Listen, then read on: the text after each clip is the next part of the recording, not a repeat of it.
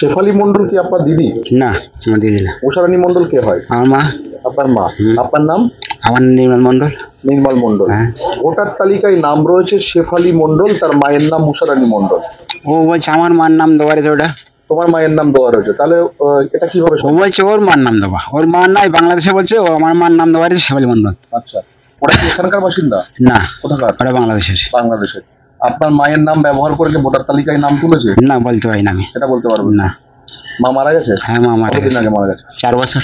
আচ্ছা, আর এই শেফালী মন্ডলের ছেলে উজ্জ্বল? হ্যাঁ। আচ্ছা, অ্যাকচুয়ালি আপনি বলছেন শেফালী মন্ডল বাংলাদেশি। আমার ও আমাকে হয় না বুঝলে, হ্যাঁ। ওরা বাংলাদেশ। ছোটবেলায় উজ্জ্বলে ছোটবেলা 3 বছর বয়সে কলকাতা নিয়ে এসে ওর মা। আপনার নাম? আমার নির্মল মন্ডল আমার নাম।